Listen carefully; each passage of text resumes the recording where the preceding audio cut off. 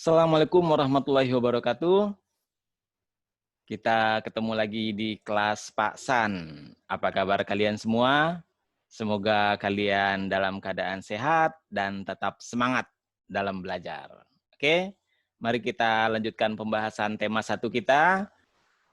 Kita sudah sampai pada subtema 3 dan kali ini kita akan membahas pembelajaran yang keempat.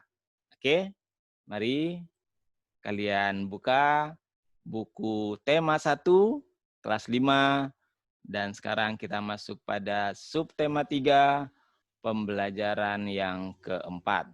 Oke, mari sama-sama kita buka. Nah, ini dia. Ini pembelajaran yang keempat. Ya, di sini ada satu lagu yang cukup populer. Ya, Nenek Moyangku. Kalian tahu lagunya? Yuk kita nyanyikan lagunya bersama-sama ya.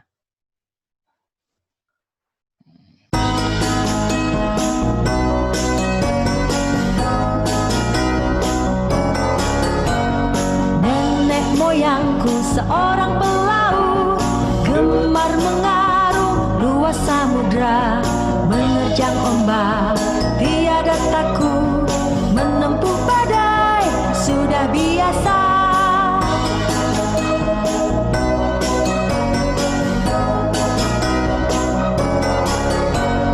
Angin bertiup, layar terkembang, ombak berdebar di tepi pantai.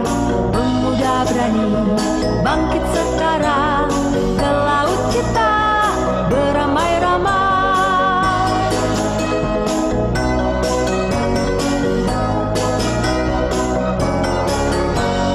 Nenek moyangku seorang pelaut, gemar mengarung luas samudra, menerjang ombak, tiada takut, menempuh badai, sudah biasa.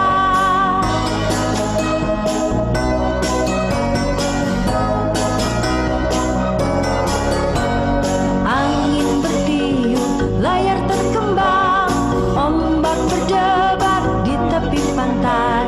Pemuda berani bangkit sekarang, ke laut kita beramai-ramai.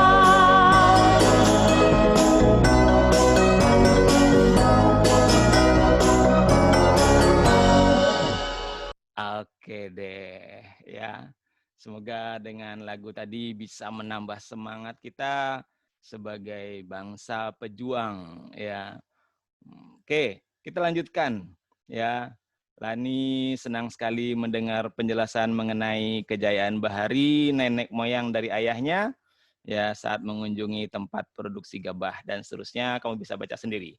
Oke, terus di sini ada ayo membaca lagi, ada sebuah gambar ilustrasi ya kapal pinisi, kapal penjelajah dunia.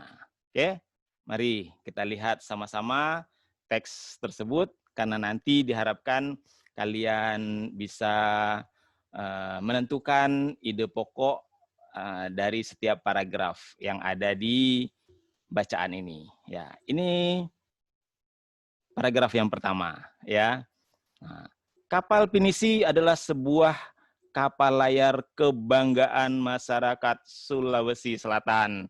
Ini ide pokoknya, ya. Dan ini satu hal yang cukup umum dan perlu jadi kebanggaan kita juga. Nah, lanjut. Paragraf kedua, konon pinisi diambil dari nama seorang yang bernama Pinisi. Oh, jadi Pinisi itu dari nama seseorang tadinya. Ya. Suatu ketika, dia berlayar melewati pesisir Pantai Bira. Nah, dia melihat rentetan kapal di laut, kemudian dia menegur salah seorang nakoda kapal tersebut bahwa layar yang digunakannya masih perlu diperbaiki. Ternyata Pinisi itu seorang ahli kapal layar. Dan kemudian dia menegur seorang nakoda untuk memperbaiki layar kapalnya. Jadi itu ya sedikit sejarah tentang Pinisi, itu nama seseorang. Kemudian dilanjutkan, kapal pinisi adalah kapal istimewa. Kapal luar biasa. Apa keistimewaannya? Kalian baca selanjutnya. Oke? Nah, kita lanjutkan. Banyak upacara atau ritual yang dilakukan dalam membuat kapal pinisi. Ya, jadi ada upacara-upacara juga ternyata untuk membuat kapal ini. Ya, jadi pengen tahu nih apa aja ya. Nah, mulai dari pencarian hari baik untuk memulai pembuatan. Oh, jadi membuatnya harus ngelihat hari baik dulu. Kemudian ada upacara atau ritual mengusir roh jahat, ya. Roh jahat saat akan menebang kayu yang akan digunakan untuk membuat kapal pinisi. Ya, ternyata itu ya, dan masih banyak lagi yang lainnya nih. Kamu bisa baca sendiri. Oke, kita lanjut. Peluncuran kapal pinisi dilakukan pada saat air laut pasang dan matahari sedang naik. Ya, nah ini kenapa begitu? Kamu bisa lanjutkan bacanya. Nah, kemudian kita lanjut. Walaupun terbuat dari kayu, kapal ini mampu bertahan dari terjangan ombak besar di laut lepas. Jadi walaupun dari kayu, ini kapal yang sangat kuat. Ya, kapal yang kuat yang mampu bertahan dari terjangan ombak besar di laut lepas. Nah, kemudian kapal pinisi sendiri umumnya memiliki 2 tiang layar utama dan 7 buah layar. Ini sebagai ide pokoknya. Kenapa 2 tiang layar utama ya? Kita lanjutkan dulu bacanya. 2 tiang layar pada pinisi menyimbolkan 2 kalimat syahadat. Oh, ternyata itu. Tahu kalimat syahadat? Asyhadu an la ilaha illallah wa asyhadu anna Muhammadar Rasulullah. Itu 2 kalimat syahadat. Ternyata jadi 2 simbol ya untuk 2 tiang layar utama di kapal pinisi. Dan 7 buah layar. 7 buah layar. Kenapa ya 7 buah layar? Kita lanjutkan. Sedangkan ketujuh layarnya melambangkan jumlah ayat dalam surat Al-Fatihah. Iya, surat Al-Fatihah ada 7 ayat. Ya, ternyata simbol yang luar biasa. Nah, kemudian ada beberapa jenis kapal pinisi. Nah, ini dijelaskan di sini, bisa kamu baca sendiri aja. Oke? Nah, kemudian paragraf berikutnya, kapal pinisi biasanya digunakan sebagai kapal pengangkut barang antar pulau. Namun, di era modern seperti sekarang ini, kapal pinisi sebagai kapal barang berubah fungsi menjadi kapal pesiar mewah. Iyalah sekarang ya, kapal sejarah. Ya, kapal yang zaman dulu aja sudah menjadi kapal yang luar biasa. Tentunya ada kebanggaan sendiri ya untuk menaiki kapal ini. Makanya sekarang kapal ini menjadi kapal pesiar yang mewah. Oke, kita lanjutkan. Nah, kapal pinisi juga dijadikan lambang salah satu gerakan WWF ya ini ya. Kemudian apa nih? SO Shark ya. Shark Hiu ya. Gerakan ini merupakan gerakan untuk penyelamatan dan pelestarian hiu. Iya, ya. Safe. Oke, membanggakan sekali. Ya, sungguh bangga nenek moyang kita seorang pelaut dan punya kemampuan membuat kapal yang luar biasa. Ya, itulah Indonesia sebagai negara bahari. Ya, kita lanjutkan. Nah, tadi sudah kita bahas sedikit ide-ide pokok dari masing-masing paragraf. Silakan kalian lanjutkan mengisinya di sini. Nah, kemudian ada teks lagi dan ada membaca lagi di sini. Pengaruh kondisi geografis Indonesia sebagai negara maritim terhadap budaya masyarakat. Oke, jadi pada pembelajaran yang keempat ini kita juga akan membahas pengaruh kondisi geografis Indonesia sebagai negara maritim. Tahu kan tadi pada pembelajaran sebelumnya sudah kita bahas negara maritim ya, negara yang lautnya banyak, lautnya luas, pulau-pulaunya disatukan oleh laut tersebut. Pada pembelajaran sebelumnya kita bahas pengaruhnya terhadap ekonomi ya dan terhadap sosial. Sekarang kita membahas pengaruhnya terhadap budaya. Nah, ini silahkan kalian baca sendiri. Oke. Sehingga kalian tahu bahwa memang sangat berpengaruh terhadap budaya kita. Tapi ada pengaruh positif, ada pengaruh negatif seperti sebelumnya.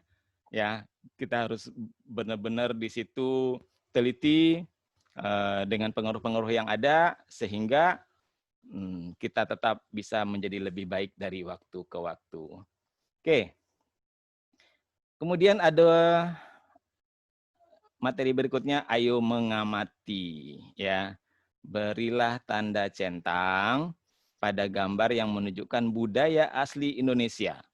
Budaya asli Indonesia. Kemudian berilah tanda silang pada gambar yang menunjukkan budaya hasil dari pencampuran atau peleburan dengan budaya dari luar negeri. Nah, jadi kamu dengan pembahasan ini bisa tahu nih mana yang asli Indonesia, mana yang sudah merupakan hasil pencampuran atau peleburan, ya. Apa nih? Keroncongku nih lagu, ya. Keroncong itu asli Indonesia, ya. Iya, kayaknya asli Indonesia. Ya, centang di sini. Kemudian ini apa nih? Ini reog, ya. Reog asli Ponorogo, ya. Ini asli Indonesia, asli. Kemudian ini ya apa itu? Tari kecak, ya, Bali ini, ya. Tari kecak asli Indonesia. Nah, kalau yang ini, nah ini barongsai, ya. Barongsai ini sudah pencampuran atau pembauran atau peleburan dengan budaya asing, budaya luar negeri. Ya, oke. Jadi ini silang satu. Oke, kita lanjut. Di sini ada ayo berlatih, ya. Ayo berlatih. Di sini ada peta Indonesia, ya. Kamu harus kenal peta ini. Ini ada Pulau Sumatera, Pulau Jawa, Pulau Kalimantan, Pulau Sulawesi, ya. Kemudian di sini ada Bali, Nusa Tenggara Barat, Nusa Tenggara Timur, ya, Maluku. Kemudian di sini ada Papua Barat dan ada Papua, ya. Nah, budaya Indonesia sungguh luar biasa. Kamu lihat gambar-gambar yang ada di sini. Ya, rumah adatnya beda, tariannya beda, pakaian adatnya beda, ya, dan lain sebagainya. Nyanyiannya juga ada, bahasanya juga, ya. Nah, tapi sekali lagi, seperti yang sudah kita bahas sebelumnya, perbedaan itu tidak menjadi pemecah belah, ya. Perbedaan itu tidak menjadi membuat kita jadi terpecah belah, tapi perbedaan itu membuat kita menjadi tambah kuat. Kenapa? Karena dengan adanya perbedaan itu, kita bisa saling melengkapi satu sama lain. Oke?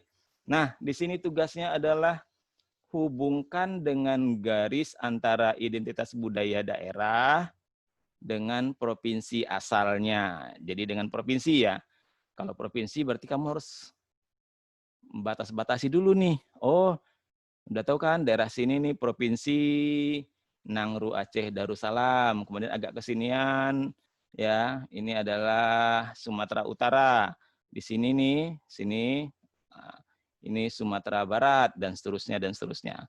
Ya, kemudian di Pulau Jawa misalnya, di sini ada Jawa Barat, ada Jakarta di sini. Ya, Banten dulu nih paling ujung nih, Banten, baru kemudian Jawa Barat, Jakarta, Jawa Tengah, Yogyakarta, Jawa Timur, ya, Bali dan seterusnya. Ya, Kalimantan juga ada Kalimantan Barat, ya, dan seterusnya, Sulawesi, ya, nah, dan seterusnya.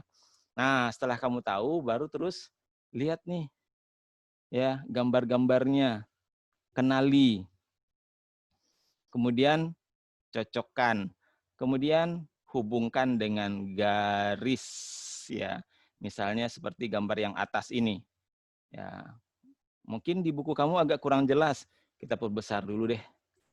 Nah, kita perbesar. Nah, kamu bisa lihat kan? Ya. Nah, udah full nih, nggak bisa diperbesar lagi. Nah, dari gambar ini bisa kamu lihat. Nah, ini ada rumah adatnya yang khas rumah Gadang. Berarti ini dari mana? Sumatera Barat. Ya, dari Sumatera Barat. Berarti ini kamu tarik garis, apa contohin di sini. Ya, misalnya tarik garis dari sini, ya. ke ya kemana? Ini kita lanjut. Nah, sini nih kurang lebih nih Sumatera Barat nih. Ya. Ah, situ. Itu adalah Sumatera Barat, ya. Kemudian berikutnya lagi yang ini. Ya. Ini daerah mana? Itu. Ya, di sini ada ulos nih dia pakai nih. Ya, kemudian nih rumah adatnya. Ini adalah Sumatera Utara. Iya, Sumatera Utara. Oke. Sumatera Utara itu daerahnya kurang lebih di sini. Ini Sumatera Utara. Berarti dari sini tarik garis ke sini. Ya, ini adalah Sumatera Utara. Ya. Terus mana lagi? Oh, ini. Ini apa nih? Ini tari sedati, ini rumah adatnya, ya berarti ini dari Aceh, ya ini Aceh, Naru Aceh Darussalam, kita tarik, ini Aceh daerahnya sekitar sini, nah tarik di sini, ini adalah Aceh, ya dan seterusnya kamu bisa lakukan, bisa ya. Nah, kalau misalnya ada yang gambar kamu nggak bisa lihat, kira-kira aja. Terus bisa lihat di internet deh, yang kira-kira gambarnya cocok ya. Tadi udah kita lihat nih, yang ini ternyata ke Sumatera Barat, ya. Ini tadi ke Sumatera Utara, ini tadi ke Aceh dan yang lain sebagainya, ya. Nah, kita lihat dulu deh yang Pulau Jawa sebentar dulu nih, ya, yang Pulau Jawa. Nih, Pulau Jawa. Ada nggak ya? Nah, ini Pulau Jawa ya. Mana coba? Nah, ini. Khas ini ya. Abang None nih sama rumah adatnya. Ya, berarti ini adalah ke Jakarta di sini, Jakarta. Ya, DKI Jakarta di situ. Terus apalagi? Kalau tari merak ini Jawa Barat nih, ya. Tari topeng di sini ada, tari topeng ini Banten. Ya, berarti Bantennya sebelah sini. Kita tambahkan dulu. Nah, ini Banten, ya. Banten ke sini nih. Ini Banten. Ya. Nah, kemudian ini yang Jawa Barat. Jawa Barat. Ya, ini Jawa Barat ke sini, ini daerah Jawa Barat sekitar sini. Ya, Banten, Jakarta, Jawa Barat, Jawa Tengah, ya, Jawa Tengah itu yang mana? Jawa Tengah. Nah, ini nih, ini gampang nih, Bali nih, ya, nih Bali ke sini, iya Bali. Nah, dan seterusnya, yang lainnya bisa kamu cari sendiri. Oke, itu tadi tugas ini, ya, tugas hubungkan dengan garis, ya, antara identitas budaya daerah dengan provinsi asalnya. Oke, kita lanjut dulu. Kemudian ada ayo mengamati pengaruh kondisi geografis Indonesia sebagai negara maritim terhadap transportasi. Ya, berarti sekarang Indonesia sebagai negara maritim, ya, terhadap transportasi masyarakat. Namanya pulau-pulau, kemudian ada lautnya, tentu perlu transportasi laut, ya. Lebih bagus lagi transportasi udara, ya. Berarti perlu pelabuhan, perlu bandara. Nah, ini silakan kamu baca sendiri, ya. Nah, ini ada gambar pelabuhan nih, ya, salah satu pelabuhan di Indonesia. Oke, silakan dibaca sendiri. Nah, ini contohnya, ya. Ini adalah peta jalur penerbangan antar pulau di Indonesia. Berarti ini penerbangan, ya. bandara. Dari Jakarta lihat ke semua wilayah sepertinya ada nih kalau dari Jakarta, ya, ke semua daerah, ke sini ada dan seterusnya. Ya, bahkan sampai ke ujung Jayapura, ya.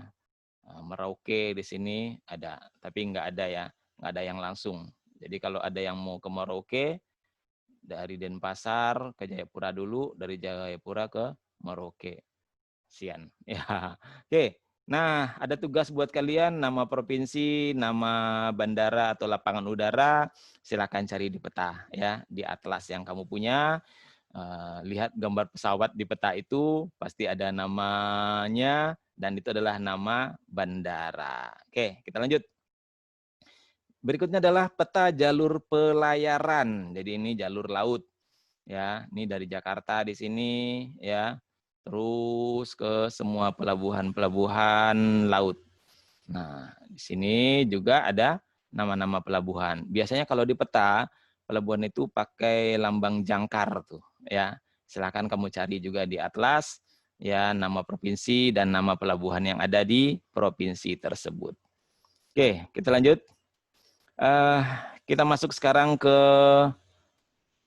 PKN sepertinya nih, ya. PKN. Nah, amatilah perilaku orang-orang di sekitarmu. Tuliskan contoh-contoh kegiatan pengambilan keputusan bersama yang sesuai dengan nilai-nilai Pancasila. Ya, contoh-contoh kegiatan pengambilan keputusan bersama. Jadi kalau ada hal-hal terkait kepentingan bersama, tentunya harus diputuskan bersama, ya. Harus diputuskan secara bersama. Nah, kalau diputuskan bersama, berarti harus ada di situ musyawarah, ya. Harus ada musyawarah. Oke, kita lihat dulu sebentar. Ini agak terputus sedikit.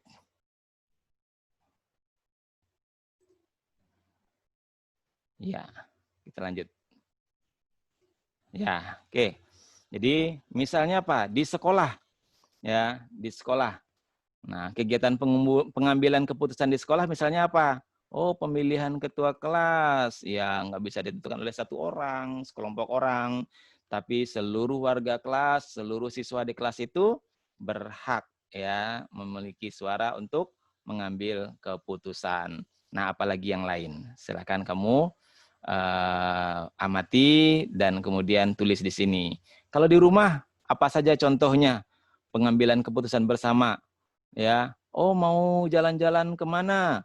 Diputuskan bersama. Ada yang pingin ke laut, ada yang pingin ke gunung, ada yang pingin ke kota, ada yang pingin ke desa.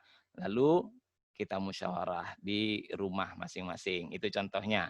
Ya, di masyarakat juga mau milih ketua RT, nggak boleh satu orang dua orang nunjuk, kamu aja jadi ketua RT, enggak. Tapi kemudian warga dikumpulkan, ya, warga dikumpulkan, lalu dilakukan musyawarah untuk penentuan atau pemilihan ketua RT, ini contohnya. Nah, di bangsa dan negara juga sama, ya, menentukan siapa presiden Indonesia. Nah, itu juga harus melalui musyawarah, ya. Nah, artinya musyawarah di sini adalah pengambilan keputusannya sesuai dengan nilai-nilai Pancasila. Kalau memang tidak bisa musyawarah untuk mufakat, ya paling enggak kemudian di voting, dilakukan pemilu, pemungutan suara secara umum. Oke, itu untuk bangsa dan negara. Nah, ini ada hal yang penting, ya. Nilai-nilai luhur yang terkandung dalam sila-sila Pancasila apabila diamalkan akan menjamin kehidupan dalam berbangsa dan bernegara dengan lebih baik. Ini harus kita yakini, ya. Ini harus kita yakini. Jadi Pancasila, ya, yang berisi sila-sila Pancasila itu harus kita amalkan, ya. Sikap kita, tindak tanduk kita, keseharian kita, ya, tingkah laku kita itu harus sesuai dengan sila-sila Pancasila, karena itu akan menjamin kehidupan berbangsa dan bernegara yang lebih baik. Nah, kalau udah seperti itu, nanti Indonesia pun akan semakin disegani oleh bangsa-bangsa lain di dunia. Iya, hebat ya Indonesia, ya, sukunya banyak, perbedaannya banyak, adatnya juga beda-beda, bahasanya beda-beda, agamanya beda, ya, tapi mereka bisa bersatu, luar biasa. Oke. Nah, perasaan menjadi satu kesatuan sebagai bangsa Indonesia itu juga merupakan salah satu amanah dari Pancasila. Jadi harus ada perasaan dalam diri kita bahwa kita ini satu, ya. Jangan merasa bahwa kita ini berbeda, ya, seperti itu. Nah, Pancasila yang merupakan dasar negara menghendaki semua unsur dalam bangsa menjadi satu kesatuan layaknya sila-sila Pancasila. Ya, sebelumnya kita udah bahas bahwa sila-sila Pancasila itu satu kesatuan. Sila pertama itu tidak bisa dipisahkan berdiri sendiri. Ya, dia akan menjiwai sila yang kedua. Ya, sila kedua itu dijiwai oleh sila yang pertama dan seterusnya. Sila ketiga, sila keempat, sila kelima. Jadi nggak bisa dipisahkan. Ya, tetap harus 5 sila. Tidak boleh jadi trisila atau ekasila. Ya, kalau ada yang coba-coba mengubah Pancasila, kita berjuang. Ya, nah, layaknya papan catur, berbeda, warnanya terkotak-kotak, ya, namun membentuk satu kesatuan yang tidak bisa dipisahkan. Seperti itu, ya. Nah, jika ada satu yang terpisah atau terlepas, papan catur tersebut tidak akan lagi berfungsi. Begitu juga dengan Pancasila, ya. Jika dijadikan trisila, berarti ada 2 yang terlepas nanti, ya. Nanti fungsinya jadi nggak kuat lagi. Ya, apalagi dijadikan ekasila, ya. Nanti yang lainnya bagaimana? Nah, seperti itu. Jadi Pancasila harus tetap utuh 5 sila. Oke? Kita lanjut. Sekarang ada sesuatu yang harus kamu renungkan, ya. Nah, apa yang harus kamu renungkan? Amati perilaku masyarakat di sekitarmu. Bagaimanakah sikap orang-orang di sekitarmu terhadap kelestarian budaya daerah, ya, atau budaya tradisional yang merupakan bagian dari kekayaan bangsa Indonesia. Jadi kamu lihat mereka peduli nggak sih, ya? Nah, misalnya seperti ini, seni tari. Kira-kira masyarakat di sekitarmu, ya, orang-orang di sekitarmu peduli nggak terhadap seni tari? Kalau peduli, centang di sini. Kalau kurang peduli, centang di sini. Kalau ada yang nggak peduli, misalnya sebagian besar tidak peduli, ya centang di sini. Nanti akan kita jadikan sebagai pembahasan apa yang membuat mereka tidak peduli. Ya, begitu juga dengan seni musik, seni rupa, ya, dan lain sebagainya. Oke. Nah, terakhir ada kerjasama dengan orang tua, ya. Nah, semoga dengan adanya kerjasama ini tidak hanya memperkuat, ya, hubungan kalian dengan orang tua, tapi juga bisa meningkatkan cinta tanah air dan bangsa. Kenapa? Karena kita akan mencatat, ya, lihat nih, bersama orang tuamu amati dan catatlah kesenian tradisional, adat istiadat, dan unsur budaya lainnya yang masih lestari sampai sekarang di wilayah tempat tinggalmu. Ya, jadi dengan orang tua nih, karena ini kerjasama dengan orang tua, ya, dengan orang tua, amati apa sih unsur-unsur budaya yang masih ada di daerahmu sampai sekarang. Oh, ada upacara pengajian apa 7 bulanan kelahiran misalnya seperti itu, puputan, ya. Nah itu misalnya saja, ya. Atau misalnya masih ada upacara larung misalnya di laut, ya. Nah itu contohnya. Oke, silahkan, itu yang bisa kita bahas pada pembelajaran kali ini, ya. Semoga dengan pembahasan materi yang pembelajaran keempat di subtema 3 ini, kita lebih bangga menjadi anak Indonesia. Oke, Bapak kira itu. Semoga bisa membimbing kalian, membantu kalian yang sedang belajar di rumah. Assalamualaikum warahmatullahi wabarakatuh.